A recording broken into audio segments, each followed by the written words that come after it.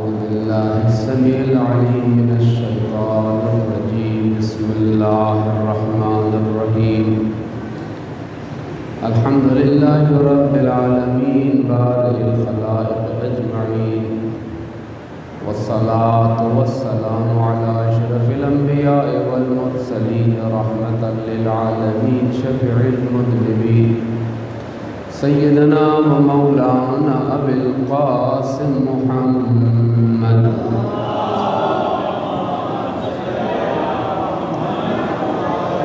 وعلى أهل بيته الطيبين الطاهرين المعصومين المظلومين الذين ذهب الله عنهم الرجس وطهرهم تطهيرا.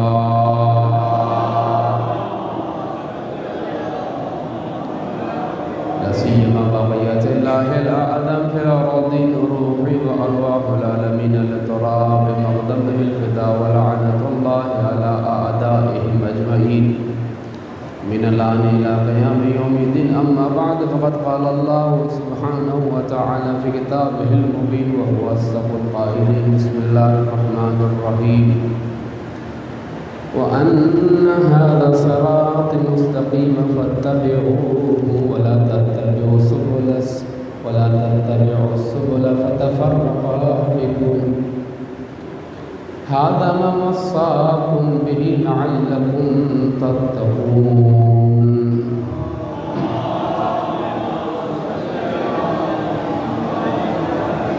اذن محترم ایک مومن کے اور ایک مؤمنہ کے ایصال ثواب کے لیے مجلس ادا منعقد کی جا رہی ہے، یعنی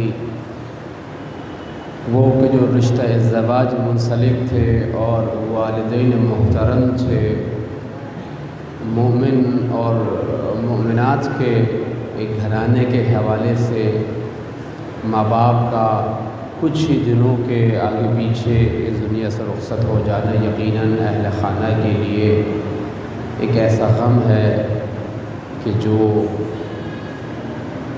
برسوں یاد رہے گا. جب تک انسان موجود ہے یہ خلا موجود رہے گا. اور اسی مناسبت سے چونکہ مجلس ایصال ثواب ہے، میں نے جس موضوع کو آج کے لیے آپ کے لیے سمیٹا ہے قرآن اور اہل بیت کے دامن سے، وہ ہے پل صراط.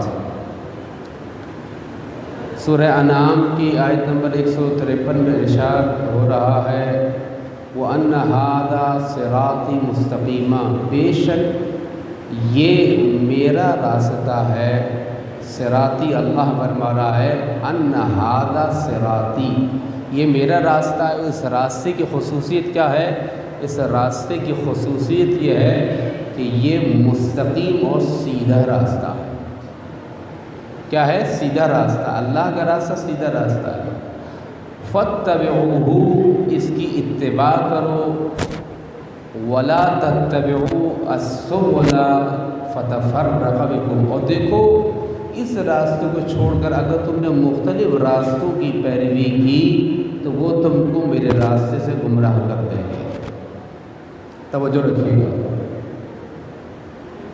وہ تم کو میرے راستے سے کیا کریں گے؟ گمراہ کر دیں گے. هَذَا مَا وَصَّاكُمْ بِهِ لَعَلَّكُمْ تَتَّقُونَ، یہ وہ چیز ہے جو اللہ تمہیں تاکید کر رہا ہے تاکہ تم اہل تقوی میں سے شمار ہو. مل کے درود بھیجیے محمد وعلی محمد.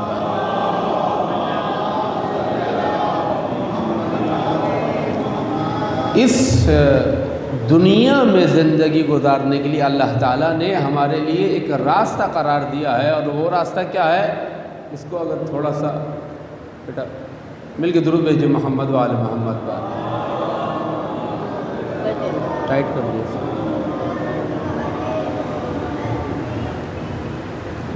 اس کو ضرورت نہیں ہے. مل کے درود بھیجیے محمد وعلی محمد. اس دنیا میں زندگی گزارنے کا ایک راستہ ہے. ظاہر سی بات ہے کہ منزل تک پہنچنے کا ایک راستہ ہوتا ہے. اگر کوئی راستہ نہ ہو جس کو آپ نہ جانتے ہو تو آپ اس منزل تک نہیں پہنچ سکتے. آپ نے جانا ہے جنت تک. جنت کس نے دیکھی ہے؟ بتانے والا اللہ ہے، بتانے والا رسول ہے، بتانے والے اہل بیت علیہ السلام ہیں کہ جو بتا رہے ہیں کہ تمہیں جنت تک جانا ہے۔ یہ خدا کا لطف ہے کہ اس نے جنت تک پہنچنے کے لیے جو سوالات ہیں وہ بھی بتا دیے، جواب بھی بتا دیے۔ اس سے زیادہ کوئی رحیم خدا ملے گا، ایگزامنر ملے گا آپ کو کیا کہ دیکھو ایگزام ہونے والا ہے، امتحان ہونے والا ہے، تمہیں جانچا جائے گا، پرکھا جائے گا، ان سوال کے جواب تمہیں تیار کرنے ہیں، اور پھر جواب بھی بتا دیے کہ دیکھو یہ جواب ہے، سوال یہ ہے، جواب یہ ہے۔ توجہ رکھیے گا، اس سے کریم خدا کہیں آپ کو ملے گا؟ نہیں ملے گا۔ اور پھر نہ صرف کہ جواب بتا دی بلکہ پریکٹیکل بھی ہمارے سامنے رکھ دی، عملی مثالیں بھی ہمارے سامنے رکھ دی۔ وہ کون ہے؟ وہ انبیاء علیہ السلام ہے، وہ ائمہ طاہرین علیہ السلام ہے۔ کہ اگر عملی طور پر تھیوری میں، قرآن میں، روایات میں کوئی مشکل پیش آ رہی ہے تو اہل بیت کے اور انبیاء کے عمل کو دیکھتے چلے جانا، خود بخود تمہیں سوال کا جواب ملتا چلا جائے گا۔ ملی درود بھیجیے محمد والے۔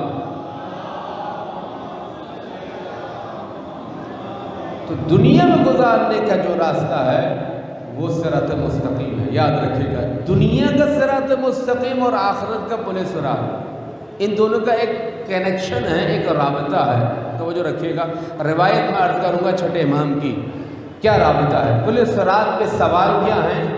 پل صراط کی گھاٹیاں کیا ہیں؟ پل صراط سے لوگ کیسے گزریں گے؟ پل صراط سے صحیح ثابت قدمی کے ساتھ کون گزرے گا؟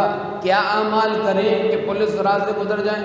جنت میں سب جانا چاہتے ہیں لیکن شارٹ کٹ طریقے سے، کوئی صرف ماتم کر کے، کوئی صرف نماز پڑھ کے، کوئی صرف قرآن لے کر، کوئی صرف کوئی اور عمل لے کر، کوئی صرف نعرہ حیدری لگا کر، کوئی صرف نعتیں پڑھ کر۔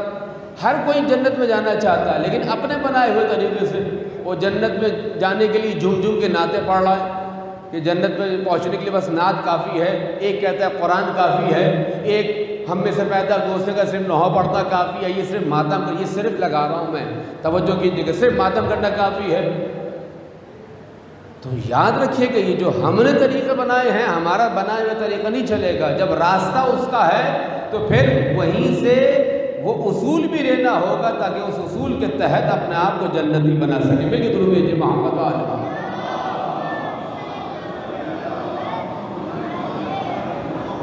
تو یہ وہ چیزیں جن کو آج کی مجلس میں آپ کے سامنے زیر بحث لانا چاہتا ہوں کہ کیا کریں پل صراط سے گزر جائیں، کون سی گھاٹیاں ہیں، کیا کیا سوالات ہوں گے پل صراط پر۔ 3 گھاٹیاں انشاءاللہ وہ عرض کروں گا۔ سب سے پہلا نقطہ یہ کہ دنیا کا جو صراط مستقیم ہے، سیدھا راستہ، یہ سیدھا راستہ جو ہے یعنی ان معنی میں سیدھا ہے، سیدھے سے مراد اسٹریٹ نہیں ہے، یعنی اسٹریٹ راستہ وہ ہوتا ہے جس میں کوئی زاویہ نہ ہو، اینگل نہ ہو جیومیٹریکل لحاظ سے، صحیح؟ یعنی یہ مراد نہیں ہے کہ اس میں کوئی زاویہ نہیں ہے، آپ نے دائیں مڑنا ہے، بائیں مڑنا ہے، مسجد تک آپ آنے کے لیے دائیں مڑتے ہیں، بائیں مڑتے ہیں، اس میں زاویہ ہیں، کبھی 90 ڈگری کا زاویہ ہے، 80 ڈگری کا زاویہ ہے، 90 ڈگری سے زیادہ کا زاویہ پہ آپ ٹرن ہوتے مڑتے ہیں، یہ مراد نہیں ہے۔ مراد یہ ہے کہ یہ فطری راستہ ہے، سیدھا راستہ ہے، اس میں کہیں کجی نہیں ہے، اس میں کہیں انحراف نہیں ہے، اس میں کہیں کوئی جھول نہیں ہے، یہ مستحکم راستہ ہے جو اللہ تعالیٰ نے قرار دیا ہے۔ توجہ رکھیے گا۔ لہذا چھٹے امام حضرت امام جعفر صادق علیہ السلام ارشاد فرماتے ہیں کہ دنیا کا راستہ اور آخرت کا راستہ، دنیا کا صراط مستقیم اور آخرت کا پل صراط، ان دونوں میں ایک رابطہ ہے۔ اگر دنیا کا صراط مستقیم ہمیں سمجھ میں آ گیا تو ہم پل صراط سے آسانی سے گزر جائیں گے۔ یہ میں نہیں کر رہے، چھٹے امام گارنٹی دے رہے ہیں، چھٹے امام ضمانت دے رہے ہیں کہ جو مومن اور مومنہ صراط مستقیم کو دنیا میں سمجھ جائے، امام یعنی الفاظ یہ ہے امام کے، یعنی امام نے یہ نہیں کہا کہ میں گارنٹی دے رہا ہوں، لیکن مطلب یہ ہے امام کہہ رہے ہیں کہ اس کی گارنٹی یہ ہے، اس کے امام کے قول کا خلاصہ اور لب لباب یہ نکلتا ہے، امام کہہ رہے ہیں کہ وہ پل صراط سے گزر جائے گا جو دنیا میں۔ اب امام فرما رہے ہیں کہ یہ جو پل صراط ہے اور صراط المستقیم ان کے اس کے درمیان رابطہ ہے۔ اب امام جو ہے اس کی تشریح کر رہے ہیں کیسے کہ دنیا میں صحیح عمل کرو گے تو آخرت میں صحیح طریقے سے گزر جاؤ گے۔ روایت کو خلاصہ اس کر رہا ہوں چونکہ میں اس سے قبل شریعت الحسین میں اس موضوع پر گفتگو کر چکا ہوں، میں ان مطالب کو زیر بحث نہیں لاؤں گا، صرف اشارہ کرتے ہوئے گزر جاؤں گا۔ وہ مجلس موجود ہے، اگر کوئی سننا چاہے تو وہ سن سکتا ہے بعد میں۔ لیکن عرض یہ کرنا چاہتا ہوں کہ جو چیزیں وہاں پر رہ گئی تھی اور ان میں کچھ مطالب کا میں نے اضافہ کیا ہے کہ وہ آج کی مجلس میں پیش کرنا چاہتا ہوں اور آپ کی سماعت کا طالب رہوں گا۔ مل کے درود بھیجیے محمد و آل محمد پر۔ اب چھٹے امام کون ہیں؟ چھٹے امام کو سب سے زیادہ لمبی زندگی ملی ہے تمام ائمہ میں، شیخ الائمہ کہا جاتا ہے، ہمارے مکتب کو مکتب جعفری کہا جاتا ہے، کیونکہ ہمارے چھٹے امام نے اتنا دین کو کھولا ہے، اتنا قرآن کو بیان کیا ہے، اتنا سنت رسول کو بیان کیا ہے۔ یہ اول امام سے لے کر 12ویں امام تک جس نے بھی کہا، جس نے بھی روایت بیان کی، وہ سنت رسول کی تشریح ہے۔ توجہ رکھیے گا، سنت رسول کی تشریح ہے، قرآن و سنت کی تشریح ہے۔ ائمہ طاہرین کی پوری زندگی قرآن و سنت کی ترویج و اشاعت میں گزری ہے، اور ہم اس سنت کو مانتے ہیں کہ جو اہل بیت کے در سے ہمیں ملتی ہے۔ توجہ رکھیے گا، ہم اس سنت کو نہیں مانتے کہ جو اہل بیت کے در سے ہٹ جائے، ہم اس صحابیت کو بھی مانتے ہیں کہ جو اہل بیت کے ساتھ ساتھ رہے، ولایت کے ساتھ رہے۔ اگر کوئی رسول کی زندگی بہت اچھا صحابی ہے لیکن اگر علی کے ساتھ نظر نہیں آ رہا، توجہ رکھیے، علی کے مخالف میں نہیں، علی کے ساتھ نظر نہیں آ رہا، تو ہم اس صحابیت کے قائل نہیں ہیں۔ توجہ رکھیے گا، اسی طریقے سے ہم اس سنت کے قائل ہیں کہ جو ائمہ طاہرین علیہ السلام سے ہم تک پہنچی۔ مل کے درود بھیجیے محمد و آل محمد۔ اب چھٹے امام کیا کہہ رہے ہیں کہ یہ راستہ خدا کی معرفت کا راستہ ہے، اور یہ دو راستے ہیں، ہما صراطان، صراط فی الدنیا، صراط فی الآخرہ، ایک دنیا کا راستہ اور ایک آخرت کا راستہ۔ دنیا کا راستہ کیا ہے؟ فَهُوَ الْإِمَامُ الْمُفْتَرَضُ طَاعَتُهُ۔ دیکھے گا، میں نے کہا کہ امام نے کیا کہا، جو دنیا میں امام کو سمجھ جائے، دنیا میں صراط مستقیم کو پہچان لے اور اس کی جو شرائط اس پر عمل کرے، وہ پولیس راہ سے گزر جائے گا۔ یعنی گارنٹی دے رہے امام کہ اگر if you do it، اگر تم نے یہ کام کیا then you will go، تم پولیس راہ سے گزر جاؤ گے بہت آسانی کے ساتھ۔ لیکن اگر تم نے یہاں پر کوئی جو ہے ڈنڈی مارنے کی کوشش کی تو پھر یہاں جو ڈنڈی مارو گے پھر وہاں پہ اس کا عکس نظر آئے گا۔ توجہ رکھیے گا، اس کی مثال بالکل ایسے ہی ہے، بچوں کو بتانے کے لیے یہ کیسے ہو سکتا ہے، بالکل یہ ایسے ہو سکتا ہے جیسے یہاں پر ایک نور رکھا ہو، ایک بلب رکھا ہو، سامنے دیوار پر آپ اپنے ہاتھ کو بلب کے سامنے لے کر آئیں۔ اب جیسے آپ حرکت کرتے جائیں گے ویسے دیوار پر جو اس کی پرچھائی یا عکس آ رہا ہے وہ بھی حرکت کرتا چلا جائے گا۔ آپ ہاتھ کو اٹھائیں گے، آپ کا ہاتھ دیوار پر عکس کی مانند، سائے کی مانند اٹھتا چلا جائے گا۔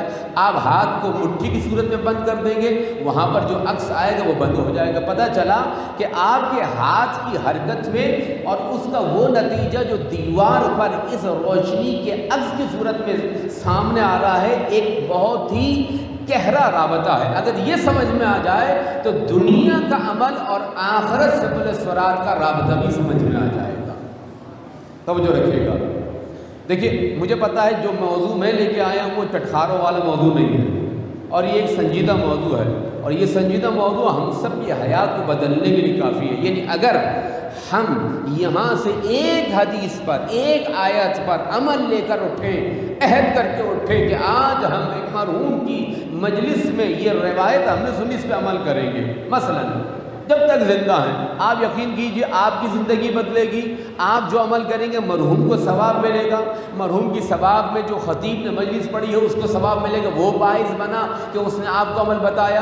جن اہل خانہ کے والدین کی مجلس ہے وہ بھی ثواب میں شریک ہوں گے، اب ثواب بڑھتا چلا جائے گا، اور یہ حقیقی ایصال ثواب ہوگا کہ جو میں اور آپ اپنے عمل سے کر رہے ہوں گے، اپنے عمل سے کر رہے ہوں گے۔ معذرت چاہوں گا، اس لیے میں آپ سے بہت زیادہ گزارش بھی نہیں کروں گا، جیسے کہ وہ میری عادت بھی نہیں کہ میں کہوں جناب شاہ جی اور زیدی صاحب و فلاں صاحب واہ واہ کریں اور آگے آ جائیں، نہیں، میری عادت نہیں ہے، کیونکہ میں ہمیشہ کہتا ہوں کہ نہ میں پیٹ کے لیے مجلس پڑھتا ہوں نہ سیٹ کے لیے مجلس پڑھتا ہوں۔ پیٹ اور سیٹ کے لیے وہ مجلس پڑھتا ہے جو لفافے کے چکر میں ہوتا ہے۔ مل کے درود بھیجیے محمد و آل محمد۔ امام صراط جو دنیا میں ہے، صراط مستقیم، وہ کیا ہے؟ وہ امام ہے کہ جس کی اطاعت تم پہ فرض کی گئی ہے۔ امام کی اطاعت فرض ہے، امام کی پیروی فرض ہے، اس کے پیچھے پیچھے چلنا ہے، جو امام کرے وہ تم نے کرنا ہے۔ توجہ رکھیے گا۔ ومن عرف، اور جس نے اس کو پہچان لیا، توجہ رکھیے گا۔ امام کیا کہہ رہے ہیں؟ چھٹے امام کہہ رہے ہیں دنیا میں صراط مستقیم کیا ہے؟ امام ہے۔ توجہ رکھیے، امام معصوم ہے جو اس کو پہچان لے اور اس کی ہدایت کے مطابق زندگی گزارے۔ من عرفہ ہو، جس نے پہچانا، وقتدا بہدا ہو، اقتدا کی، پیچھے چلا۔ ہم کہتے ہیں نا مولانا کی اقتدا کر رہے ہیں۔ مولانا کی اقتدا کیا مراد ہے؟ مولانا جب رکوع میں جائیں گے ہم رکوع میں جائیں گے، مولانا جب تکبیر کہیں گے ہم تکبیر کہیں گے، مولانا جب سجدے میں جائیں گے۔ یہ کیا اقتدا کرنا ہے؟ ہم مولانا کی اقتدا کر رہے ہیں، یعنی اس کو دیکھتے ہوئے اپنے عمل کو منظم کر رہے ہیں۔ آپ امام کیا کر رہے ہیں؟ جس نے امام معصوم کو پہچانا اور اس کی اقتدا کی، اس کی ہدایت کی، پیروی کی، تو وہ پل صراط سے آسانی سے گزر جائے گا۔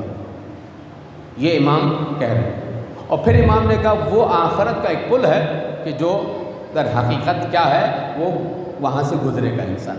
لیکن اسی روایت میں جملہ جہاں پر میں کچھ جملے عرض کرنا چاہتا ہوں، وَهُوَ الطَّرِيقُ إِلَى مَعْرِفَةِ اللَّهِ۔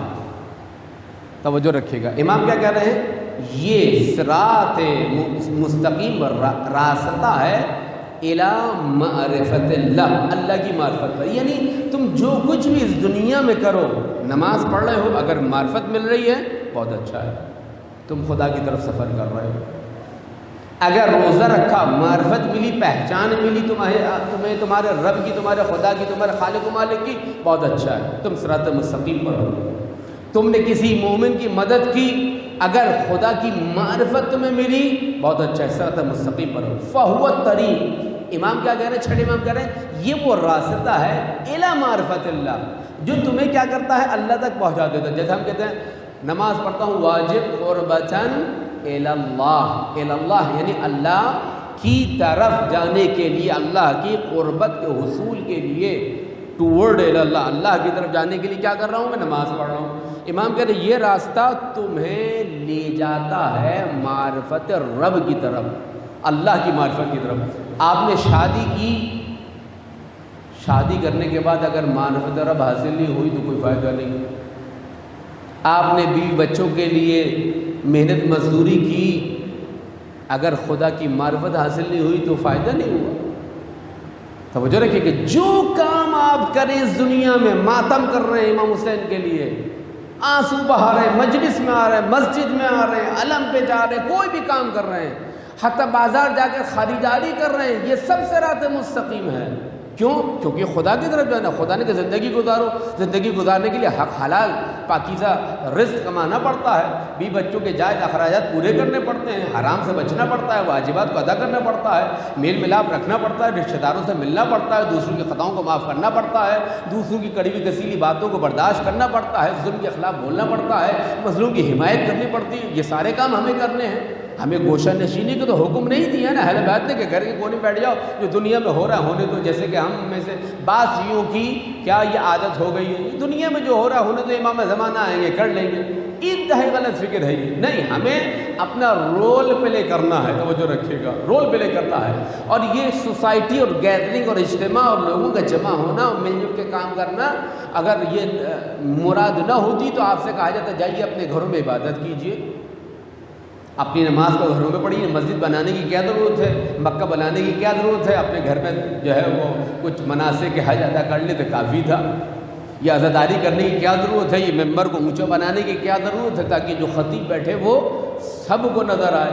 یہ جو مسجد کا ممبر ہوتا ہے، مجلس کا ممبر ہوتا ہے، یہ غدیر قوم کے ممبر کی یاد میں ہوتا ہے۔ وہاں رسول نے ممبر بنایا تھا تو اونچا بنایا تھا تاکہ قیامت تک نبی بھی یاد رہے، امام بھی یاد رہے۔ اب مسجد کا ممبر ہو یا امام بارگاہ کا ممبر ہو، محفل کا ممبر ہو یا مجلس عزا کا ممبر ہو، اس کو اونچا اس لیے رکھا جاتا ہے تاکہ جو خطیب آ رہا ہے وہ سب کو نظر آ جائے، اور سب کو نظر ہی نہیں آئے بلکہ وہ جو راستہ بتا رہا ہے وہ سب کو دکھائی دینے لگے، وہ سب کو دکھائی دینے لگے۔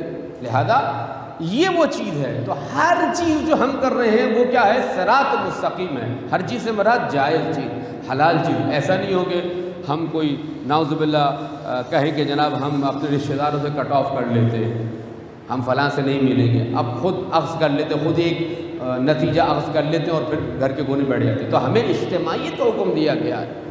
امام زمانہ سے متعلق جتنی بھی دعائیں ہیں، یہ دعا عہد جو پڑھی جاتی ہے مومن کے لیے کیا ہے؟ 40 دن دعا عہد پڑھتا ہے، اور 40 دن کے بعد اگر وہ مر جائے اور امام کا ظہور نہ دیکھے، خدا روز قیامت روز ظہور اسے اٹھائے گا قبر سے کہ اٹھ تیرے امام کا ظہور ہو گیا. اس دعا میں کیا ہے؟ 8 گروہ ہیں، توجہ رکھیے گا. 8 گروہ، 8 گروپ، 8 گروپس ہیں جن میں ہمیں شامل ہونا ہے. توجہ رکھیے گا. 1 میں نہیں، 2 میں نہیں، 3 میں نہیں، 4 میں نہیں، 5 میں نہیں، 6 میں نہیں، 7 میں نہیں، 8 کے 8 میں شامل ہونا ہے. کون کہہ رہے ہیں؟ چھٹے امام کہہ رہے ہیں. ایک منتظر حقیقی، اس کی ذمہ داری کیا ہے؟ صراط مستقیم پر عمل کرنا چاہتے ہو اس زمانے غیبت میں، وہ 8 گروہ جا کے پڑھیے گا دعا عہد کا ترجمہ. جب وہ کہا کہ اے خدا میں عہد کرتا ہوں امام زمانہ سے اور مجھے پھر فلاں فلاں فلاں فلاں گروہ میں شامل فرما. توجہ رکھیے گا. وہ سب اجتماعیت کے، انفرادیت کے نہیں ہیں، گوشہ نشینی کے نہیں ہیں، فرار کے نہیں ہیں. معاشرے میں، سوسائٹی میں رہتے ہو اپنی ذمہ داری کو ادا کرنے کے لیے، وہ بھی کس کے لیے؟ امام زمان کے لیے. مل کے درود بھیجیے محمد و آل محمد. تو جو ہم عمل کر رہے ہیں معرفت رب میں اضافہ ہو. اگر نماز پڑھی آپ نے اور نماز پڑھنے کے بعد کولو کے بیل کی طرح ٹکر ماری ہوئی، یہ جا وہ جا، 4 سینے پہ ہاتھ مارے اور کہا یا حسین، اور معرفت رب میں اضافہ نہیں ہوا، معرفت امام میں اضافہ نہیں ہوا، امام زمانہ کے لیے کام کرنے کا جذبہ پیدا نہیں ہوا.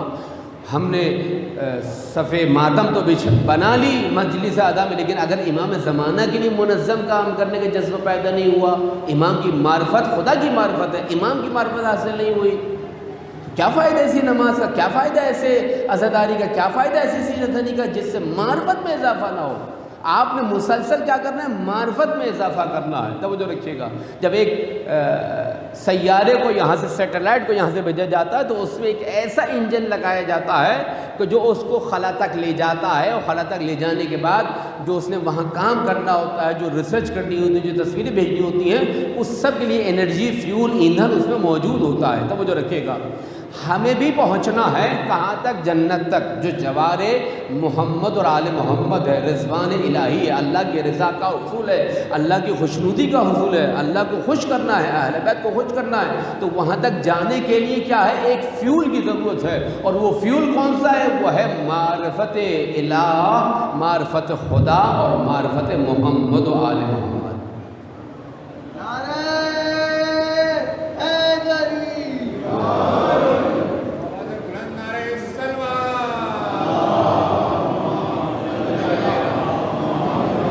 تو جو کام کریں معرفت ہے، وہ جائز کام، حلال کام، شرعی کام، دین کا کام، مجتہدین کے فتویٰ کا کام، ان کے مطابق کام. توجہ رکھیے گا. وہ کیا ہے؟ وہ کیا ہے؟ وہ معرفت ہے. اگر آپ اپنے گھر میں جاتے ہیں، بچوں کو ماں باپ کے ساتھ سکون نہیں ملتا، اس کا مطلب ہے تمہیں معرفت رب حاصل نہیں ہوئی، تمہیں والدین برے لگتے ہیں، تمہیں والدین کا وجود اچھا نہیں لگتا. توجہ رکھیے گا. اگر شوہر تھکا آ رہا ہے اور اس کو یہ ہو کہ بیوی چیخے گی گھر میں جا کے جہنم بنا ہوا ہے، یہ معرفت رب میں اضافہ نہیں ہوا. گھر میں آنے کے بعد سکون ہونا چاہیے.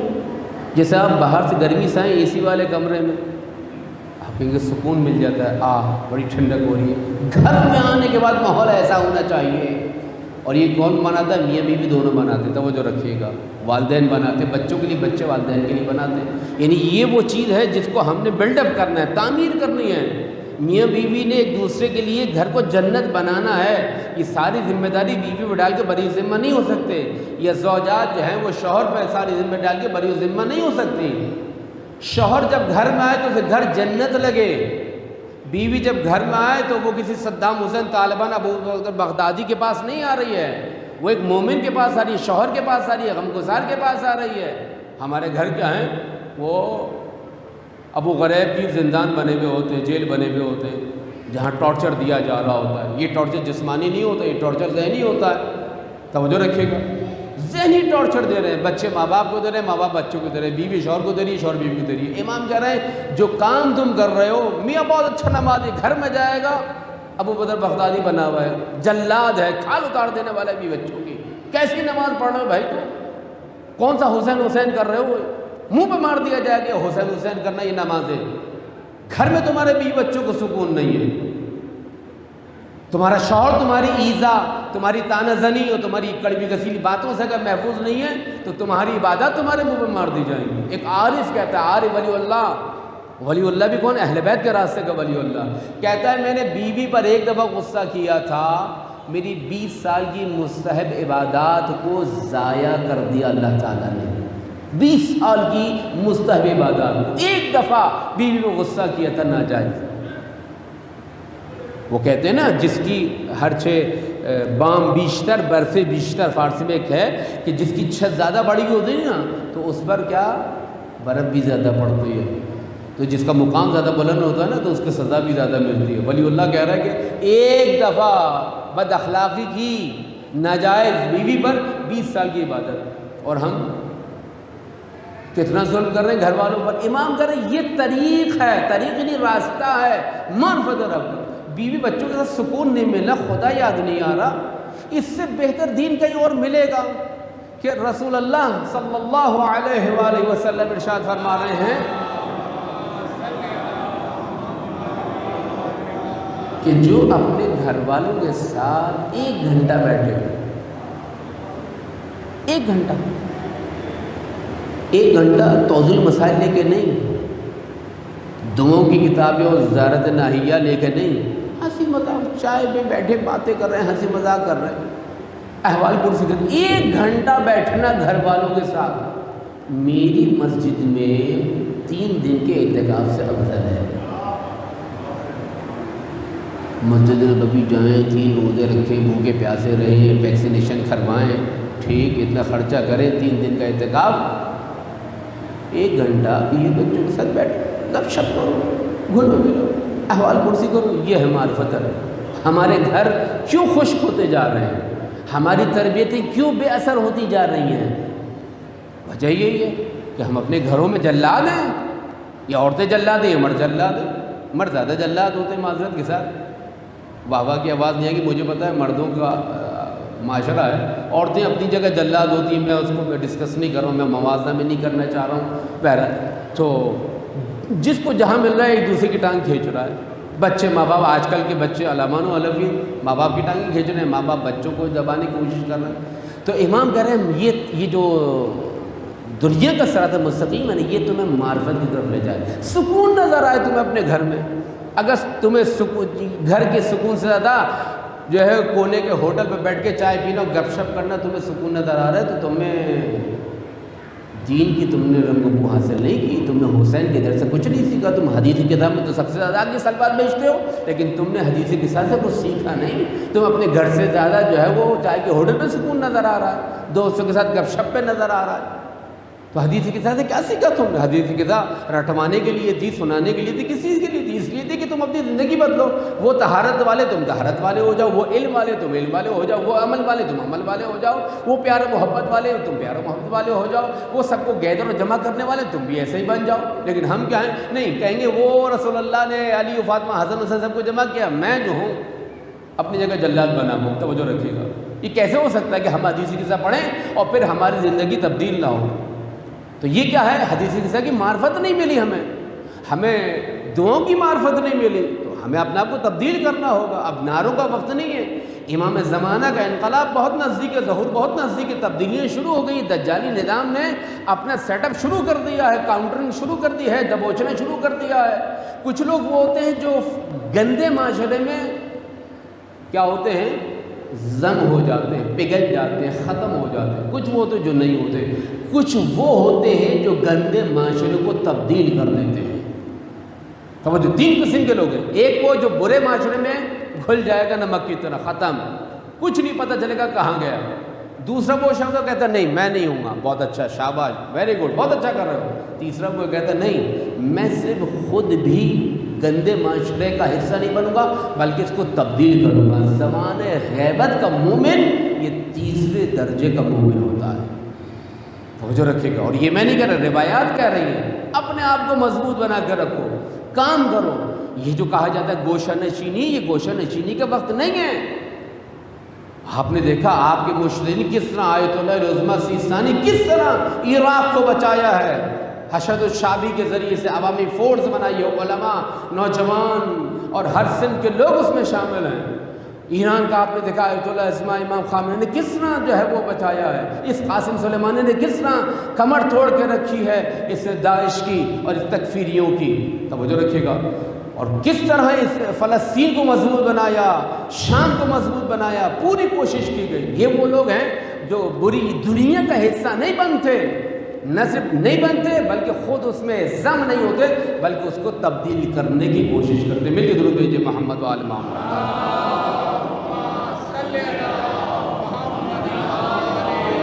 مختصر کروں، 3 سوال کیے جائیں گے معذرت کے ساتھ، 3 گھاٹیاں ہیں، 3 چوکیاں ہیں پل صراط پر جو آپ کی خدمت میں عرض کرنا چاہتا ہوں۔ ایک دفعہ مل کے درود بھیجیے محمد و آل محمد پر۔ اور 7 سوال کیے جائیں گے، 7 سوال کیے جائیں گے۔ 7 سوال کو رسول اللہ صلی اللہ علیہ وآلہ وسلم ارشاد فرماتے ہیں کہ سورہ صافات آیت نمبر 24 وَقِفُوهُمْ إِنَّهُمْ مَسْئُولُونَ، ان کو روکو، جب جنت کا فیصلہ ہو جائے کہ جائیے جنت میں، اب یہ لوگ جا رہے ہیں، ان کو روکا جائے گا۔ وَقِفُوهُمْ إِنَّهُمْ مَسْئُولُونَ، یہ روایت مولا علی کی ولایت کے بارے میں، وہ بھی اس میں آئے گا۔ 7 سوال کیے جائیں گے، کس کس کے بارے میں؟ نماز، سب سے پہلے ولایت علی کے بارے میں، نماز کے بارے میں، زکوٰۃ کے بارے میں، روزے کے بارے میں، حج کے بارے میں، جہاد کے بارے میں اور عدل و انصاف کے بارے میں۔ 7 سوال اور 3 گھاٹیاں ہیں۔ بھائی یہاں پر میں گفتگو روک کر عرض کرنا چاہوں گا کچھ نکات کو کہ یہ 3 گھاٹیاں کون سی ہیں۔ وہ پل صراط سے گزرنا ہے نا، گزرنا وہاں سے ہے تو پھر تیاری یہاں سے کرنی ہے۔ اب صرف نعروں سے کام نہیں چلے گا، اب صرف نمازوں سے کام نہیں چلے گا، اب صرف صف ماتم میں ماتم زنی سے کام نہیں چلے گا، ماتم بھی کرنا ہے، نماز میں بھی آنا ہے، مظاہرے میں بھی جانا ہے، ظالم کو مرد آباد اور مظلوم کو زندہ باد بھی کہنا ہے۔ یہ کون کہہ رہے ہیں؟ یہ مولا علی کہہ رہے ہیں۔ آخری وصیت مولا علی کو اٹھا کے پڑھیے، پتہ چلے کہ مولا علی نے سب سے پہلا جملہ کیا کہا ہے؟ کون للظالم ختم للمظلوم اونا۔ یہ کسی مجتہد کا جملہ نہیں ہے، یہ کسی قاسم سلیمانی کا جملہ نہیں ہے، یہ حسن نصر اللہ کا جملہ نہیں ہے، یہ میرا اور آپ کے مولا کا جملہ ہے، امام اول کا جملہ ہے، یہ باب مدینہ العلم کا جملہ ہے کہ ہر ظالم کے دشمن بن جاؤ، ہر مظلوم کے حمایتی بن جاؤ۔ تو مظلوم کو زندہ باد اور ظالم کو مرد آباد بھی کہنا، یہ بھی فرض ہے ہمیں۔ لہذا ایسا نہیں ہو کہ کبھی مظاہرے کا اعلان ہو، چلو جی یہاں سے بغل میں جانماز بھائی یہ جا وہ جا، گھر چلے جائیں، گرمی بہت ہے۔ اکثر دیکھا نماز جمعہ کے بعد کبھی کوئی اعلان ہوا، کوئی ریلی ہے، کوئی مظاہرہ ہے، چلو جی سمجھتے کہ یہ دنیا داری کے کام ہو رہے ہیں، کوئی مظاہرہ کوئی کسی ظالم کے خلاف آواز اٹھانی ہے اور جو ہے ہم جو ٹکرے مار کے آ رہے ہیں یہ بہت بڑا کام کر رہے ہیں، ہرگز نہیں۔ یہ نمازیں اسی کے ساتھ تولی جائیں گی، الگ سے تولی نہیں جائیں گی۔ الگ سے نہیں ہوگا کہ جناب نمازوں کا الگ تولا جائے گا، نماز کا الگ ترازو ہوگا اور مظاہروں کا الگ ترازو ہوگا، یاد رکھیے گا۔ تو 7 سوال کیے جائیں گے، 3 گھاٹیاں ہیں اور امام فرما رہے ہیں، مل کے درود بھیجیے محمد و آل محمد پر۔ ثم یوضع علیہا 3 قناطر، چھٹے امام فرما رہے ہیں 3 گھاٹیاں، 3 چوکیاں ہوں گی۔ وَأَمَّا الْوَاحِدَةُ الْأَمَانَ وَالرَّحِمُ، پہلی چوکی امانت کی ہوگی اور رحم کی ہوگی، عرض کروں گا۔ دوسری چوکی کیا ہے؟ الصلاۃ، نماز کی چوکی ہوگی۔ تیسری کیا ہے؟ عدل رب العالمین، عدل انصاف کی چوکی ہوگی۔ توجہ رکھیں، 3 چوکیاں پل صراط پر۔ پل صراط بال سے زیادہ باریک، تلوار سے زیادہ تیز، ٹھیک، یہ اس کی وہ ہے۔ اب یہاں پہ جو بیلنس کرنے کی جو عادت ہے، توجہ رکھیے گا، آپ نے دیکھا ہوگا نا سرکس میں لوگ ایک باریک سے رسے پہ چلتے ہیں اور اپنے آپ کو بیلنس کرنے کے لیے ایک ڈنڈا ان کے پاس ہوتا ہے، بانس ہوتا ہے، جس سے وہ رائٹ اور لیفٹ کرتے ہیں، وہ اپنے آپ کو بیلنس کرتے ہیں۔ اگر اسی سے ہم سمجھ جاتے یہ بیلنس کرنے کی عادت خداوند عالم نے کہا دیکھو صراط دنیا سے گزرو اور پریکٹس کرو صراط پولیس صراط کی اور بیلنس کرو. خدا بیلنس کس سے کرے؟ کہا کہ ایک قرآن اور ایک اہل بیت. نہ تمہارا ماتم قرآن کے خلاف ہو، نہ تمہاری نماز قرآن کے خلاف ہو، نہ تمہارا وضو قرآن کے خلاف ہو، نہ تمہارا یالی مدد قرآن کے خلاف ہو. یعنی قرآن سے دلیل ہونی چاہیے ہر چیز کے لیے. توجہ رکھیے گا. اور یہ دلیل جو کہہ رہا ہوں یہ وہ بازاری دلیلیں نہیں ہیں کہ جو معمولاً خطبہ اور ذاکرین جو ہیں وہ لوگوں سے نعرے لگوانے کے لیے اپنی طرف سے منمانی تفسیر کرتے رہتے ہو دیتے رہتے. نہیں، علماء نے اور ائمہ نے بیان کی، روایت بیان کی، دلائل بیان کی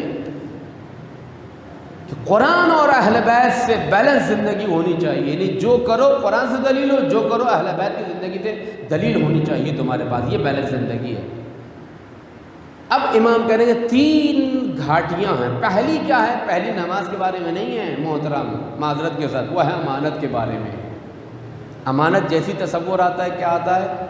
کوئی مال، کوئی چیز، کوئی گفٹ، جی کوئی پوٹلی، کوئی تھیلی، کوئی ایسی چیز رکھوائی ہوگی، میں جا رہا ہوں جناب یہ امانت رکھ لیے گا. کتاب ہو سکتی ہے، بہت اچھا، یہ بھی امانت ہے. کہا کہ جو خداوند عالم نے 5ویں امام محمد باقر علیہ السلام ارشاد فرماتے ہیں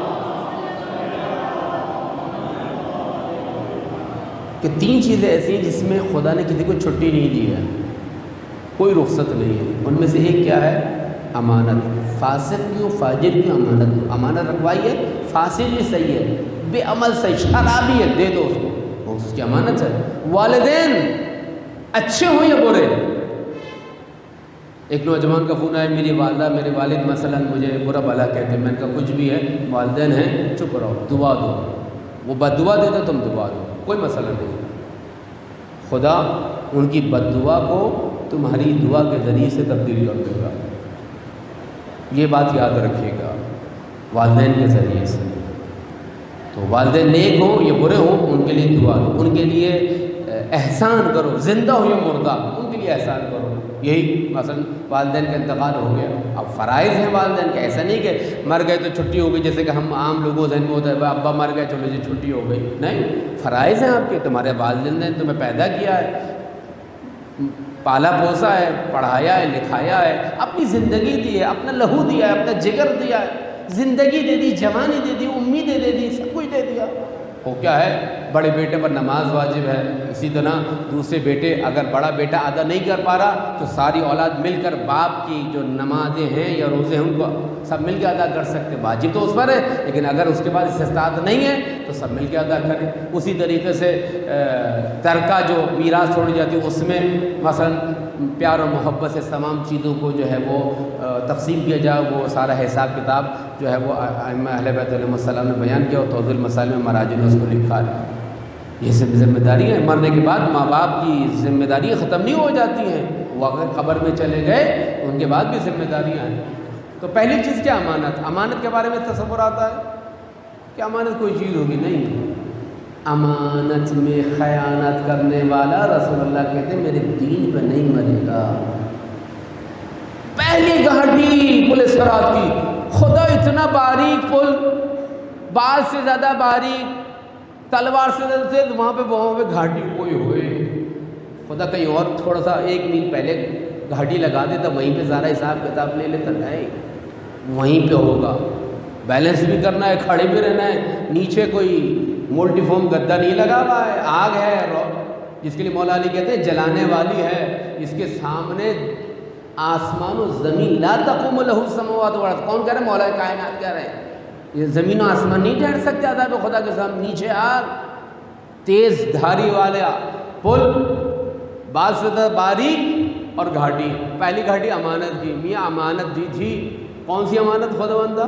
مجھے تو کسی نے کوئی امانت نہیں دی. یہ آنکھیں امانت نہیں تھی، یہ کان امانت نہیں تھے، یہ زبان امانت نہیں تھی، یہ محبت اہل بیت امانت نہیں تھی، یہ شہوت جو دی ہے شہوت امانت نہیں تھی ہماری. اس کو صحیح راہ میں جائز جگہ خرچ کرتے. معذرت کے ساتھ مجلس ہے اس سب لیکن آئی لو یو کہنے کا جملہ امانت ہے،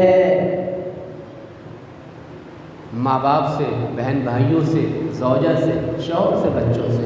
اس امانت کو اگر کہیں اور خرچ کیا، میاں لٹک جاؤ گے۔ یہ جو ایموجیز بنا بنا کر لڑکیوں کو، لڑکے لڑکیوں کو، لڑکیاں لڑکوں کو بھیج رہے ہیں، یہ آئی لو یو کا جملہ امانت ہے۔ یہ زوجہ کے لیے ہے، شوہر کے لیے ہے، بچوں کے لیے ہے، والدین کے لیے ہے، رہبر کے لیے ہے، مجتہد کے لیے ہے، قریبی رشتہ داروں کے لیے ہے، محارم کے لیے، مومن کے لیے ہے۔ اتنا آسان نہیں ہے۔ شہوت وہ ہم سمجھتے بہت بری چیز ہے، بہت بری چیز ہے تو خدا ہم میں خلق ہی نہ کرتا۔ یہ جنسی جذبات جس کو کہا جاتا ہے معذرت کے ساتھ، یہ جنسی جذبات امانت ہے۔ غلط خرچ کرو گے، غلط طریقے سے ان کا استعمال کرو گے، غلط چیزیں دیکھو گے، غلط چیزیں سنو گے، پھر اس کو اخراج کرو گے جسم سے، غلط راہوں پہ چلو گے، غلط چیزوں کو دیکھنے کا، سننے کا، عمل کرنے کا، چھونے کا دل چاہے گا۔ یہ امانت ہے۔ حب علی امانت ہے۔ اس محبت کو غلط استعمال نہیں کرنا ہے، عمل کے ذریعے سے حب علی کی تصدیق کرنی ہے۔ امام حسین کی محبت امانت ہے، انشاءاللہ عرض کروں گا، بہت تیزی کے ساتھ عرض کر رہا ہوں۔ تو یہ امانتیں ہیں عزیزان گرامی، یاد رکھے گا۔ پہلی گھاٹی، پہلی چوکی چیک پوسٹ اللہ بنائے گا پل صراط پر امانت کی۔ امانت کو کیا کیا؟ ہم سمجھتے ہیں امانت صرف کوئی چیز مادی کوئی چیز ہوتی ہے۔ یہ سانس امانت ہے۔ کیا دیکھ رہے ہو، کیا سن رہے ہو، کیا بھیج رہے ہو، کیا شیئر کر رہے ہو، یہ سب امانت ہے۔ جو کچھ بھی تمہاری آنکھیں دیکھ رہی ہیں، دیکھنے سے پہلے دیکھنے کا مثلا آپ کی آنکھیں بند ہیں، جب آپ آنکھ کھولیں گے تو آپ دیکھنے لگیں گے۔ یہ دیکھنا ایک فعل ہے، فعل یعنی آپ نے کریٹ کیا۔ اگر آپ آنکھیں بند رکھیں آپ نہیں دیکھ سکتے، مثلا آپ کان بند کر لیں، مثلا آپ نہیں سن سکتے، آپ منہ بند کر لیں آپ بول نہیں سکتے، آپ بول نہیں رہے۔ لیکن جیسے آپ نے بولنا شروع کیا، آپ نے کریٹ کرنا شروع کیا، اپنا عمل بنانا شروع کیا، آپ نے دیکھنا شروع کیا، آپ نے سننا شروع کیا، آپ نے بولنا شروع کیا، آپ نے ٹچ کرنا شروع کیا، آپ نے شیئر کرنا شروع کیا۔ یہ سب کیا ہے؟ جب تک آپ کی قید میں ہے یہ امانت ہے۔ اس امانت کو، دیکھنے کی امانت کو کہاں استعمال کر رہے ہو؟ سننے کی امانت کو کہاں استعمال کر رہے ہو؟ چھونے کی امانت، شیئر کرنے کی امانت۔ واٹس ایپ پہ کوئی چیز لائک کرنی ہے، کوئی ایموجی بنا کے بھیجنی، کس کو بھیج رہے ہو میاں؟ چیک کرو، یہ امانت ہے۔ والدین کی محبت امانت ہے۔ اتنا آسان نہیں ہے کہ جتنا ہم سمجھتے ہیں۔ لہذا لیکن کیا ہے، اگر اپنی ذمہ داری پوری کریں تو پھر خداوند عالم جو ہے وہ رحم کرنے والا۔ مل کے درود بھیجیے محمد و آل محمد و آل۔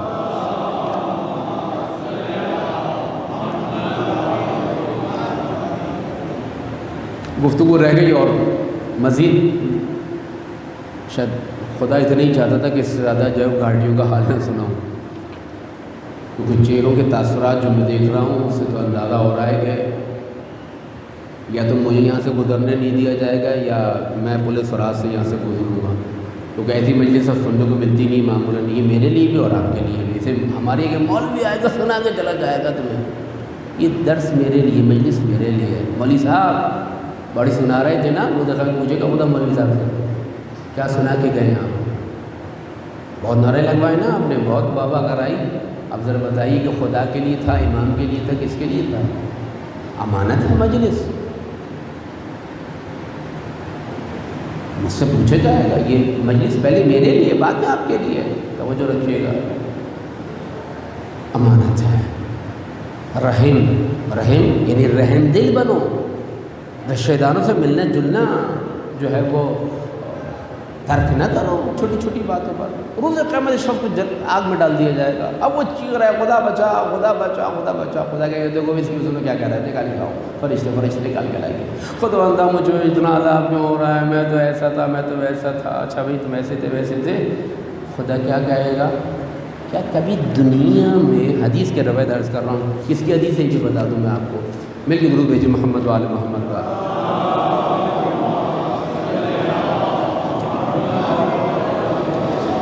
دنیا میں کنز الاموال سے روایت رسول اللہ سے یہ نقل کی گئی ہے، کیا فرما رہے؟ دنیا میں تم نے کسی چڑیا پر بھی رحم کیا تھا؟ چڑیا پر کتنی گرمی ہوتی، پانی کی کنڈلی رکھ دیں، برتن رکھ دیں، رحم ہے، پتھر اڑاتا ہے، یہ بھی رحم ہے۔ توجہ رکھیے گا، ہم سب جنت میں جانا چاہتے ہیں، کوئی ایسا نہیں جو جہنم میں جانا چاہتا ہے۔ وہ ملنگ ہیں کچھ جو کہتے ہیں کہ علی کے دشمنوں کو جلانے کے لیے خیر خدا جنت میں پہنچ جاؤں گا نعرہ لگو، بیوقوف ہے یہ بیچارہ، اس کو معرفت ہی نہیں پتہ۔ اہل بیت کہہ رہے جہنم میں نہ جاؤ، یہ کہہ رہے علی کے دشمنوں کو جلانے کے لیے۔ علی کے دشمنوں کو جلانے کا بہتر طریقہ یہ ہے کہ تم علی کے جبار میں نظر آؤ، نہ یہ کہ علی کے دشمن کو جلانے کے لیے جہنم پہنچ کے نعرے لگاؤں گا، بیوقوف ہو تم۔ تمہیں ان مولوی ملاؤں ذاکروں نے ایسا گھمایا کہ خود جو ہے وہ دنیا میں گھوم رہے ہیں، کوئی یوگے میں گھوم رہا ہے، کوئی کہیں گھوم رہا ہے، معذرت کے ساتھ تمہیں گھما دیا انہوں نے۔ علی کے دشمنوں کو جلانے کے لیے سب سے بہتر طریقہ ہے کہ تم علی کے جبار میں نظر آؤ۔ یہ علی کی سیرت مالک اشتر سے پوچھیں، عمار سے پوچھیں، سلمان سے پوچھیں، وہ جلانے کے لیے معاویہ کے بعد جا کے نعرہ حیدری نہیں لگاتے تو وہ جتنا علی کے پاس رہتے تھے اتنا دوسروں کو، علی کے دشمنوں کو اتنی ہی تکلیف ہوتی تھی۔ وہ جتنا علی کے پیروکار ہوتے تھے، علی علی کرتے تھے، علی کے نعرہ لگاتے تھے، علی کی بات سنتے تھے، دشمنوں کو اتنی ہی تکلیف ہوتی تھی۔ یہ تو مولوی ملا ذاکر نے ہمیں گھما دیا، خود دنیا میں گھوم رہا ہے۔ مثالیں آپ کے سامنے، کون کون کہاں کہاں گھوم رہا ہے معذرت کے ساتھ۔ جنت میں سب جانا چاہتے ہیں، لیکن یہاں سے وہاں سے شارٹ کٹ سے اپنے طریقے سے، کوئی نماز چھوڑ کے جانا چاہتا ہے، کوئی مجلس چھوڑ کے جانا چاہتا ہے، کوئی قرآن چھوڑ کے جانا چاہتا ہے، کوئی کسی اور طریقے سے جانا ہے، کوئی تقلید نہیں کر کے جانا چاہتا مثلا معذرت کے ساتھ۔ اور میں تو صاحب کہتا ہوں جو تقلید نہیں کرتا اس کے اگر اعمال اگر فتویٰ مجتہد کے مطابق نہیں، باطل ہے، بالکل کوئی مسئلہ نہیں۔ کوئی امام نے کہا ہے کہ تقلید کرو، لہذا کوئی گنجائش نہیں بنتی۔ اب آپ چیختے چلاتے رہے فلاں کہ یہ ہوتا ہے، تقلید یہ ہوتی، تقلید وہ ہوتی، آپ کے کہنے سے کیا ہوتا ہے؟ آپ پڑھیں، امام پڑھے، آپ کی سنو، آپ امام کی سنو۔ لہذا یاد رکھیے گا کہ دوسری چیز کیا؟ رحم، دل میں رحم پیدا کرو۔ ایک فارمولہ دیا ہے امام نے، اے رحم تو رحم۔ جنت میں جانا چاہتے ہو خدا ایکسکیوز قبول کر لے، روز قیامت معاف کر دے، بخش دے، گناہ کم کر دے، ثواب بڑھا دے، کیا کام کرو؟ تو رحم، ارحم تو رحم، دوسروں کو معاف کرنا سیکھو۔ غلطی کی کوئی مسئلہ نہیں ہے، ایکسکیوز کر رہے کوئی مسئلہ نہیں، غلطی بھی کی ہے نا، کوئی چھوڑ جاؤ، معاف، کوئی مسئلہ نہیں۔ دوسروں کو جتنا معاف کرو گے خدا روز قیامت اتنا ہی ہم کو معاف کرے گا۔ روز قیامت خدا کہے گا تم نے ایک چڑیا پہ رحم نہیں کیا، تم نے ایک انسان مومن چل کے تمہارے دروازے پہ آیا تھا، 1 سال تک آیا تھا، تم نے معاف نہیں کیا، یا تھوڑا سا اور مہلت دے دو، مشکل ہے، پریشانی ہے، قرض ادا نہیں کر سکتا ہے، چلو جی کوئی مسئلہ نہیں ہے، دے دیں۔ نہیں ہم جلاد بنے ہوتے ہیں، نہیں دیں گے، گھر پہنچ جائیں گے، گالیاں گلوچ ہوتے ہی واقعات معذرت کے ساتھ۔ کہاں جا رہے ہیں؟ کون سے صراط مستقیم پہ چل رہے ہیں ہم؟ یہ اہل بیت کا راستہ ہے، قرآن کا راستہ ہے۔ اور پھر امام نے کہا کہ جو یہاں پہ چلے گا، امام کی اطاعت کرے گا، وہ وہاں سے گزرے گا۔ یہاں پر اس باریک راستے پہ چلنے کی کوشش کرو، بیلنس کرو قرآن و اہل بیت سے، وہاں سے گزر جاؤ گے۔ بس یہ پہلی گھاٹی تھی، 2 گھاٹی رہ گئی، اور صرف جو ہے وہ فہرست وار عرض کروں گا میں کہ کیا کام کرے پولیس راہ سے گزر جائیں۔ انشاءاللہ پھر کبھی صحیح جو ہے کسی اور مجلس میں سے تفصیل سے روشنی ڈالوں گا، بقیہ 2 گھاٹیوں کا آواز سناؤں گا، اور انشاءاللہ ان جو کام ہمیں کرنے والے ہیں جس کی وجہ سے ہمارے قدم مضبوطی سے جم جائیں پولیس رات پر، صرف فہرست وار عرض کر رہا ہوں، اس کے بعد مسائل مل کے درود بھیجیے محمد و آل محمد پر۔ پہلی چیز کیا ہے؟ اہل بیت کی محبت، جس کے دل میں جتنی پکی اور سچی ہوگی، کچی نہیں پکی، مستحکم۔ اب اس میں بھی گنجائش میں اس میں داخل ہونا نہیں ہے، صرف فہرست وار عرض کر رہا ہوں۔ جس کے دل میں اہل بیت کی محبت پکی اور سچی ہوگی، روز قیامت پولیس راہ سے گزر جائے گا۔ جس کے دل میں علی کی محبت اور ولایت سچی اور پکی ہوگی، نعرہ حیدری ولایت نہیں، عقیقی انگوٹھی والی ولایت نہیں، نعرہ ولایت والی ولایت نہیں، وہ ولایت کہ جو مالک اشتر کی ولایت تھی، وہ ولایت جو سلمان کی تھی، جو قمبر کی تھی، بغداد کی تھی، جو ابوذر کی تھی، وہ ولایت۔ یہ مولوی ملا ذاکر شاعر کی بیچی ہوئی ولایت نہیں، جس کے دل میں علی کی ولایت ہوگی۔ اور رسول اللہ نے فرمایا اے علی روز قیامت ہوگا، میں تم اور جبرائیل بیٹھ جائیں گے پل صراط پر، چیک کریں گے، جس کے پاس براءت نامہ ہوگا، سرٹیفکیٹ ہوگا علی کی ولایت کا، وہی پل صراط سے گزر سکتا ہے۔ مولوی ملا شاعر ذاکر کی ولایت نہیں، میں دوبارہ عرض کر رہا ہوں، میں یہ ولایتیں بہت مل رہی ہیں، ایک قرآنی ولایت ہے، ایک ملتانی ولایت ہے، ہر جگہ بس ولایت ٹھوس دو، نماز میں ٹھوس دو، ہر جگہ ٹھوس دو اپنی مرضی سے، یہ چل رہا ہے آج کل بہت۔ تو جو یاد رکھیے گا ولایت طالب ہے۔ تیسری چیز کیا ہے؟ صدقہ۔ چھٹے امام کہہ رہے ہیں پل صراط سے گزرنا چاہتے ہو، صدقہ دو۔ معذرت کے ساتھ اہل بیت کی ڈکشنری میں صدقہ 5 روپے 10 روپے کا نام نہیں ہے، سوری، آپ کو اگر تکلیف ہو رہی ہے میرے بیان سے، کیا کروں میں؟ اہل بیت کی ڈکشنری میں 5 روپے 10 روپے کا نام صدقہ نہیں ہے۔ صدقہ اہل بیت کی ڈکشنری میں لغت میں اس ہیوج امام کو کہا جاتا ہے جس کو نکالنے پر آپ کو تکلیف ہو، تھوڑی اوہو اتنے دے رہا ہوں میں، جی پیٹ کاٹ کر، وہ ایک۔ دوسری کہ کسی مومن کی کوئی جینون پرابلم کو سولو کرے۔ 10 روپے دے کے آپ کو تکلیف ہوتی ہے؟ مجھے تو نہیں ہوتی۔ اہل بیت کی ڈکشنری میں صدقہ اس دل سے دیے جانے والے عمل کو، خواہ وہ پیسہ ہو یا مسکراہٹ، کوئی بھی چیز ہو، مسکراہٹ بھی صدقہ ہے۔ مومن کو دیکھ کے مسکرانا صدقہ ہے، صدقہ ہے واقعی۔ ماں باپ کو دیکھ کے مسکرانا صدقہ ہے، بیوی بچوں کو دیکھ کے مسکرانا صدقہ ہے۔ خیر وہ صدقے میں والد ہونا نہیں چاہ رہا صدقہ ہے۔ امام چھٹے امام کہہ رہے ہیں میں نے پل صراط سے گزرنے کا جواز، اور جواز یعنی پاسپورٹ اگر دیکھا ہے تو صدقے میں۔ صدقہ اہل بیت کی شریف وہ ہیوج بڑا خطیر رقم ہے جس کو نکالنے پر آپ کو تکلیف ہو۔ اتنا دے رہا ہوں، چند بار گنیں گے، دیکھو 2 نوٹ تو نہیں آ گئے، کبھی 20 کا نوٹ دیتے وہ کھول کھول کے دیکھتے ہیں 2 نوٹ تو نہیں جا رہے، 10 ہی دوں میں، 20 نہیں دوں، 20 ایک دے رہا ہوں، 2 نہیں چلے جائیں، نہیں یہ صدقہ نہیں ہے۔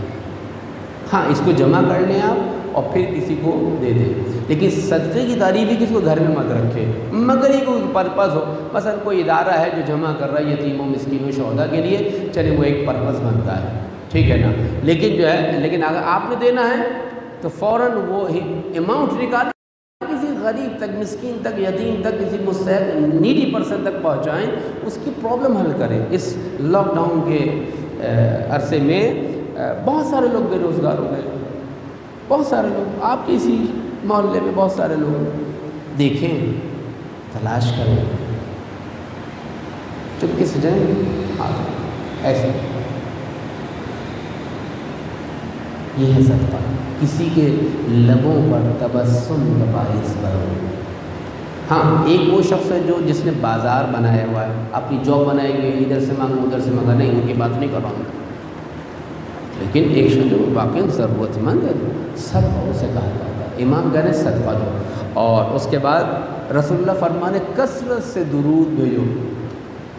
یہ کثرت اللہم صلی اللہ علیہ وسلم، اللہم صلی اللہ علیہ محمد والے، یہ نہیں، اسپیڈی درود نہیں چاہیے، درود بھیجو توجہ کے ساتھ، دن میں 100 دفعہ بھیجو، ٹھیک کوئی مسئلہ نہیں، لیکن توجہ سے، اللہم صلی علی محمد وعلی محمد، درود محمد کر، اللہم صلی اللہ علیہ محمد، اللہ کہاں ہے، محمد کہاں ہے، آل کہاں ہے، سب یہی مکس پلیٹ بنا دی ہم نے معذرت کے ساتھ، اللہم صلی علی محمد وعلی محمد۔ وہ جیسا آپ کی جو عام صلی اللہ علیہ وسلم کے آنے کے کیا کہا، وہ پتہ چلا آپ نے کیا کہا، میں نے کچھ نہیں بدلا، اور خدا سے کہنے درود بھیج، الفاظ گڈ مڈ ہو رہے ہیں ہمارے، نہ صحیح طور پہ ادا ہو رہے ہیں، درود بھیجے، ڈھنگ سے بھیجے، پیار سے بھیجیں، آپ جتنا پیار سے بھیجیں گے اتنا ہی اس کا زیادہ اثر ہوگا آپ کی زندگی پر۔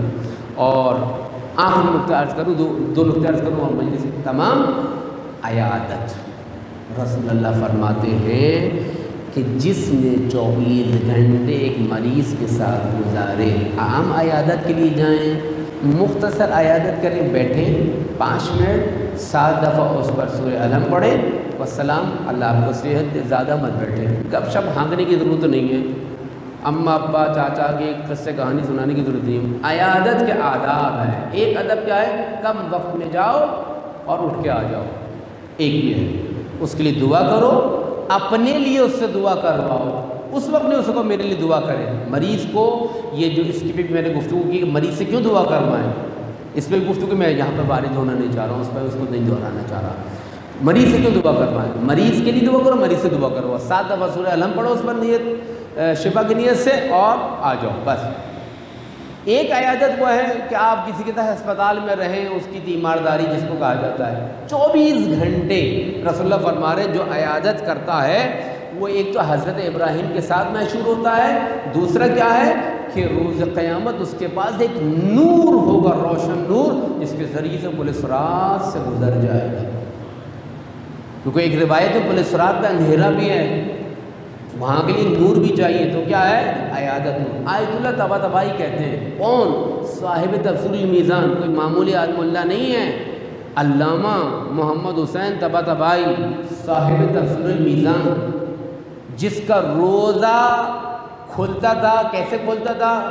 حرم حضرت فاطمہ معصومہ کی زری کا بوسہ لے کے جو اپنے روزے کا افطار کرتا تھا، بیوی کی زری کا بوسہ اس کا افطار ہوتا تھا، گھر جا کے بعد میں کھاتے تھے، یہ وہ ہے علامہ محمد حسین، کہتے ہیں میں اپنی نماز شب دے دوں، ثواب دے دوں، اور کسی سے 24 گھنٹے کی عیادت کا ثواب لے لوں۔ اور آخری روایت ہے رسول اللہ نے فرمایا طہارت، وضو کرو، وضو رہو، باوضو رہو، ہمیشہ باوضو رہو، جب بھی واش روم جائے انسان، باہر آئے وضو باطل ہوا ہے فوراً جا کے وضو کر لیں، تکلیف ہو رہی کوئی مسئلہ نہیں، روز قیامت پل صراط سے گزرنے کا۔ اور یہاں سے مراد صرف یہ ہاتھ و پیر کی طہارت نہیں، آنکھوں کی طہارت، کانوں کی طہارت، زبان کی طہارت، اخلاق کی طہارت، یہ ساری طہارتیں، صرف یہ نہیں کہ دل میں وضو کر کے آ گئے اور جو ہے بیوی بچوں پر ماں باپ پر جو ہے تیر چل رہے ہیں، ایک دوسرے کا ریکارڈ لگا رہے ہیں، مذاق اڑا رہے ہیں، تانا زنی کر رہے ہیں، کیا بات ہے ایسے وضو کا تمہارے؟ نہیں، وضو کرو طہارت کے ساتھ، طہارت کا خیال رکھو، یعنی زبان بھی طاہر ہے تمہاری، وضو کر کے آئے ہو اور معذرت کے ساتھ ادھر ادھر نگاہیں تمہاری محرم و نامحرم حرال فلمیں اور نیٹ فلیکس کی فلمیں اور نہ جانے کیا کیا پتہ نہیں، ویسے وضو کا کیا فائدہ؟ تمہارے کان جو ہے وہ غیبت سنے، گانے سنے، گالیاں سنے، کیا فائدہ؟ تو طہارت سے مراد کیا ہے؟ صرف ظاہری طہارت نہیں ہے بلکہ باطنی طہارت۔ مل کے درود بھیجیے محمد و آل محمد۔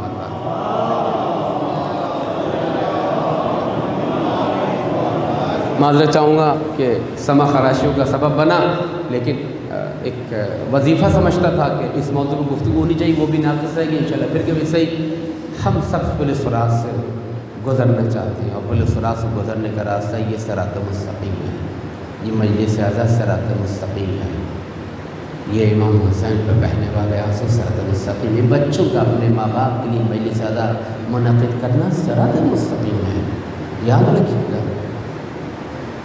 آپس میں کبھی کوئی ایسا ایشو ہو جائے جائیداد پر، پیار محبت سے کریں، والدین کی قضا نمازوں کو، روزوں کو فراموش مت کریں، والد کی بڑے بیٹے پر واجب ہے، اور بالعموم والدین کی نمازیں ٹھیک ہے کہ شریعت نے کہا کہ بڑے بیٹے پر واجب ہیں، اس کا مطلب یہ نہیں کہ دوسرا کوئی ادا نہیں کرے، چلو جی بڑا میں نہیں تھا، میں منجلا تھا، میں بچ گیا، نہیں، اخلاقی طور پہ تمہارے ماں باپ نے اپنی زندگی فنا کر دی تمہارے لیے۔ اچھا، میں معذرت کے ساتھ صرف اس مجلس کے لیے عرض نہیں کر رہا ہوں، کوئی یہ نہ سمجھے کہ میں اس مجلس کو خاص طور پر یا اس مرحوم کو یا ان کے اہل خانہ کو، نہیں، مراد میری یہ نہیں، میں جنرل گفتگو میں گفتگو کرتا ہوں۔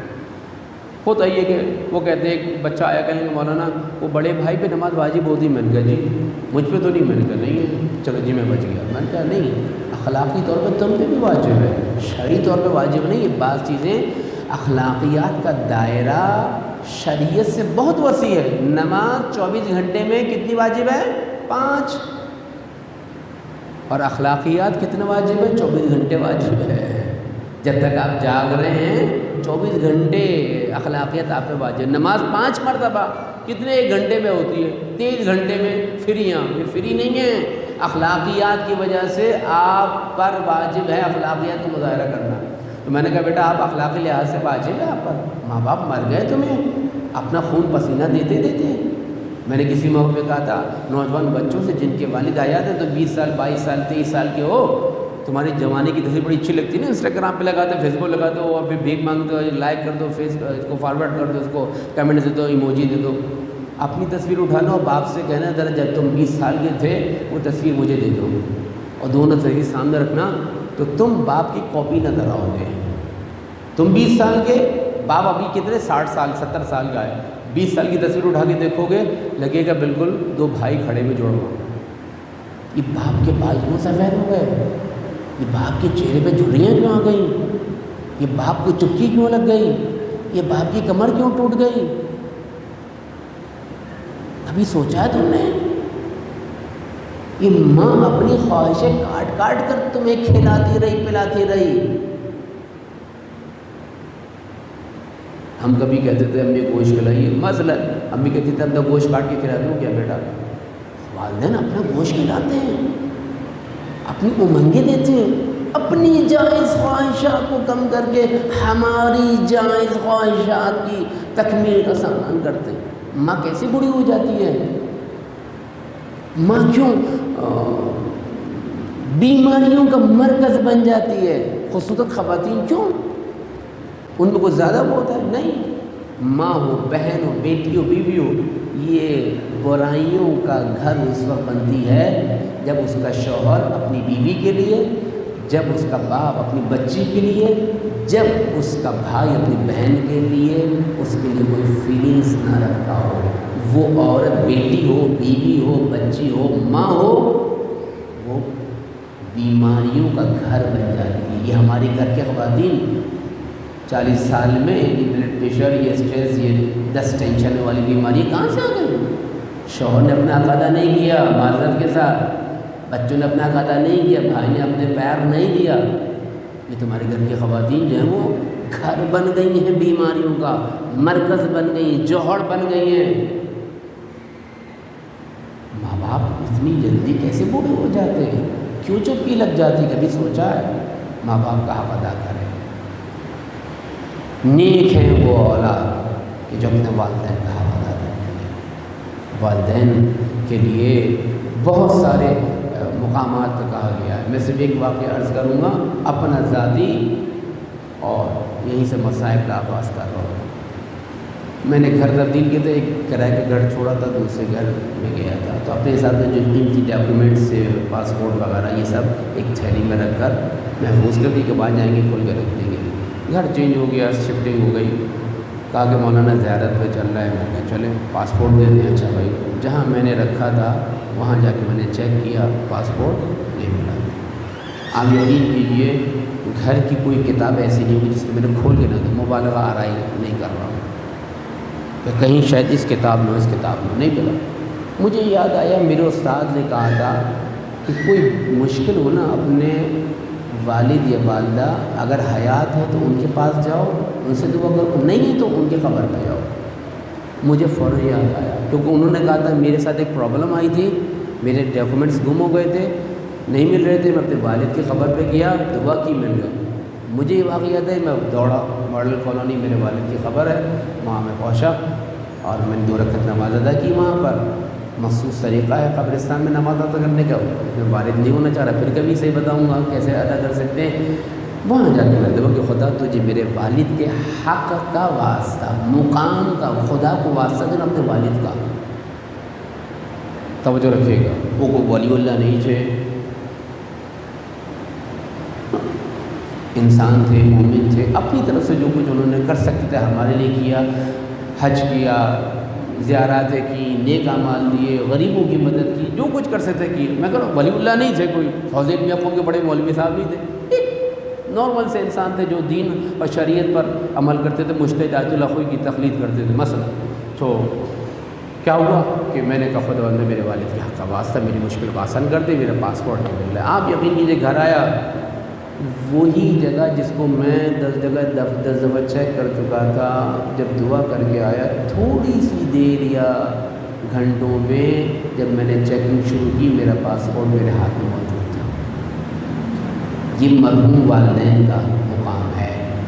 اگر تمہارے والدین حیات ہیں دوڑو جاؤ، دعا لو ان سے، دل خوش کرو ان کا۔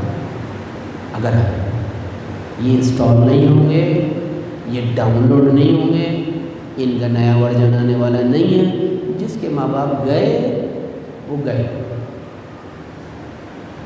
معذرت کے ساتھ ایک عرف عام میں اصطلاح استعمال کی جاتی ہے، مناسب نہیں ہے لیکن نوجوان بچوں کو سمجھانے کے لیے۔ پتنگ بازی کا زمانہ ہے نا، ایک پتنگ ڈور سے کٹتی ہے ہاتھ میں آ جاتی ہے، ایک پتنگ کنوں سے کٹتی ہے کسی کے ہاتھ نہیں آتی ہے۔ بس سمجھ گئے آپ میں کیا کہنا چاہتا ہوں؟ جس کے والدین گئے گئے، کچھ بھی کرو، جن کے والدین حیات ہیں وہ شکر کریں، جائیں، دعائیں دیں ان سے، خوش کریں ان کو۔ جن کے والدین حیات ہیں قبرستان ہیں، یقیناً اس خانہ والے کے لیے جس کو میں حیدرآباد سے جانتا ہوں، اس مومن کو، ان کی محنت کو، ان کی مشقت کو، ان کی حق حلال کمائی کو، کہ گورنمنٹ کے افسر رہتے ہوئے حق حلال کی کمائی، بچوں کو جائز لقمہ حلال لقمہ فراہم کرنا، یہ اس مومن کا وطیرہ تھا۔ نماز روزے کے پابند، مجلس ادا کے پابند۔ وہ زمانے میں نیئر میں آئی اس میں ہوتے تھے تو اس وقت نصیحت کرنا، وہ میرے سامنے کی باتیں سب حیدرآباد کی، تو میں اس زمانے سے ہو جاتا ہوں، ابھی کے نہیں برسوں سے جانتا ہوں۔ اللہ تعالیٰ ان لوگوں کی رحمت کریں گے، خانوادے کی خدمت، تمام گھر والوں کی خدمت میں تعطیل عرض ہے۔ بس جانے کے رامی بس چاہتا ہوں کہ ماں کے لیے بھی کچھ جملے ادا کروں اور باپ کے لیے بھی، تاکہ بچوں کے لیے جو ہے وہ تسلی اور تشفع کا انتظام ہو جائے۔ میں کہوں تو بہت خوش نصیب ہو، اس لیے کہ تم نے اپنے والدین کو دفنایا ہے۔ صحیح ہے کہ بہت ہی کم عرصے میں والدین داغ رفاقت دے گئے، لیکن پھر بھی تم خوش نصیب ہو کہ تمہارے ساتھ دفنانے والے موجود تھے، کاندھا دینے والے موجود تھے، بلکہ اس سے زیادہ تمہیں پرسہ دینے والے موجود تھے۔ پرسہ دینے والے بہت عزیز ہوتے ہیں، بہت قدر و قیمت والے ہوتے ہیں۔ پتہ ہے آپ کو سید سجاد کو کیسے پرسہ دیا؟ کسی نے خیمہ جلا کے پرسہ دیا۔ اللہ اکبر۔ کسی نے قریب آیا تو سید سجاد کے ذہن میں یہ مجھے پرسہ دے گا میرے بابا کی شہادت کا، لیکن اس نے بستر کو کھینچ کر پرسہ دیا ہے۔ اور جب بیوی اپنے بھتیجے کو آنکھ سے بچا کر لائی ہیں تو سید سجاد نے عجیب پرسہ دیکھا، نیزے کی انیوں سے چادروں کو اتار اتار کر پرسہ دیا جا رہا ہے، اور عجیب پرسہ دیکھا سید سجاد نے۔ اب یہ منظر دیکھا سید سجاد کا دل کٹ گیا عزیزارو۔ وہ یہ ہے کہ ننھے ننھے بچے میدان کربلا میں بھاگ رہے تھے، کسی کے پیچھے کوئی تادیانہ لے کے بھاگ رہا تھا، کسی کے دامن میں آگ لگی تھی، کسی کے کانوں سے خون بہہ رہا تھا۔ یہ پرسہ دیا ہے۔ اللہ اکبر۔ ہاں، ان والدین کے بچے خوش قسمت ہیں کہ تمہیں پرسہ دینے والے بہت تھے، تمہیں گلے لگانے والے بہت تھے۔ مجھے یاد نہیں آتا کہ کربلا سے کوفہ اور کوفہ سے شام اور شام سے دوبارہ کربلا اور پھر مدینے کا سفر شاید ہی کسی نے سید سجاد کو گلے لگایا۔